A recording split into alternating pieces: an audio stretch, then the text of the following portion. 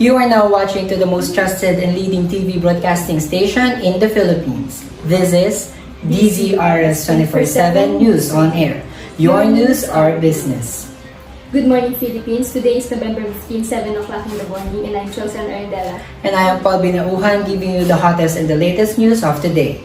The headlines. Description of disability, discrimination, and accessibility in the workplace. Dyslexic barista experienced discrimination by her employer in Starbucks. Impacts of disability, discrimination, and accessibility in general.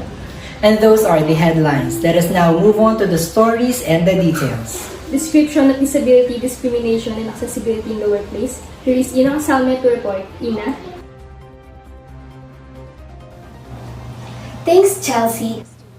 Disability discrimination means treating individuals differently in employment because of their disability, perceived disability, or association with a disabled person.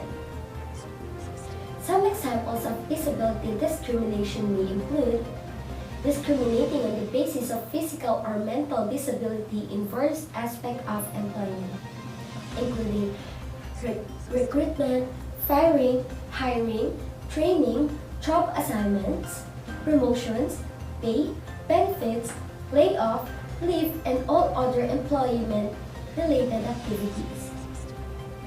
Harassing an employee on the basis of his or her disability, asking job applicants questions about their past or current medical, or requiring job applicants to take a medical exam.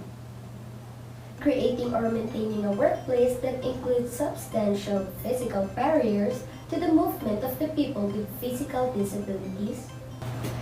Refusing to provide a reasonable accommodation to employees with physical or mental disability that would allow them to work.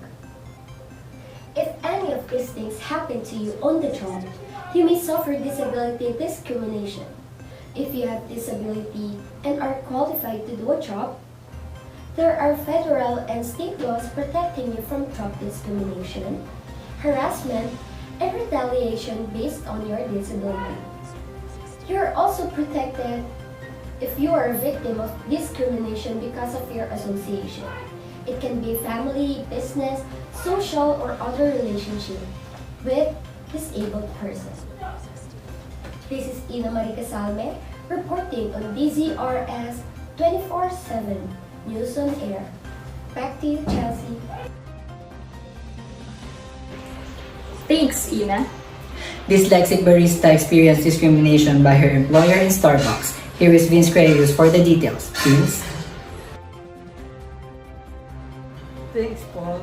Starbucks employee Mr. Tomochu was accused of fraud as her employer claimed she was falsifying documents after she mistakenly entered incorrect information when recording fridge temperature in a duty roster. As a result, she was given lesser duties, taking away vital parts of her supervisor position, and was told she needed to retrain before she could continue with those responsibilities which made up the job she loves. In an interview, Meseret expressed that she was made to feel like a fraud and was on the verge of wanting to end her life.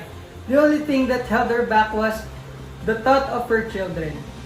Meseret took Starbucks to an employment tribunal for disability discrimination as she stated that she had been upfront with her employees from the start, telling them that she was dyslexic, which means that she has difficulties with reading, writing, and telling the type. She also advised them that she is a visual learner, meaning that she needs to be physically shown how to complete a task in order to learn. The tribunal found that Starbucks failed to make reasonable adjustments for Meseret and that discriminated against her due to the effects of her dyslexia. It was also found that she was victimized by her employer and that there appeared to be little or no knowledge or understanding of equality issues within the business. This is Creus reporting on DCRS 24/7 News on Air. Back to you, Paul. Thanks, Vince. We will be right back after some announcement. Stay tuned at DZRS 24/7 News on Air. Your news, our business. Hi, ever felt alone Worthless? or unloved because of your disability? Don't worry, there's a lot of people caring for you. Just like us. In fact, there's a law in our country. That is implemented only for you. Have you ever heard of RA 7277? For the Magna Carta for Disabled Person, This act is implemented to provide for rehabilitation, self-development and self-reliance of disabled person, and integration into the mainstream. for society and other purposes. So please, don't belittle yourself. remember, you are not alone. Your worth and your love.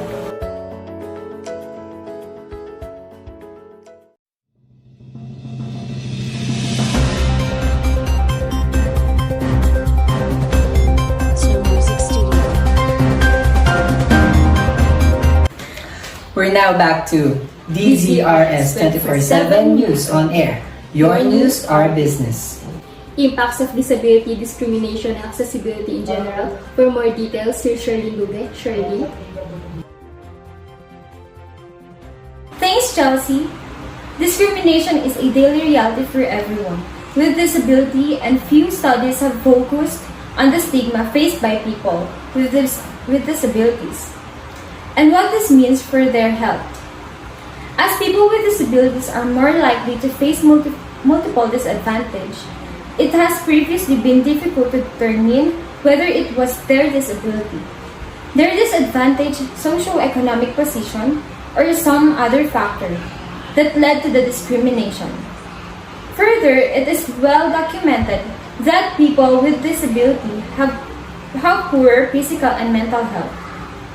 However, our team singled out the impact of these experiences on their health, both physical and psychological impacts. Using sophisticated data analysis, researchers examined the prevalence of interpersonal discrimination with different types of cognitive and physical impairments. Discrimination or harassment because of a disability, such as insults or humiliating jokes, was recorded over a 12-month period.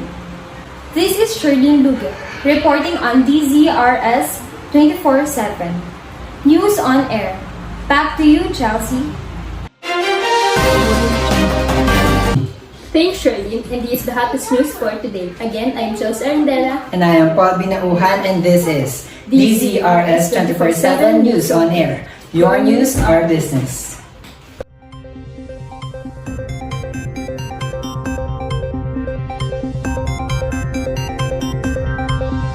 Snow Music Studio.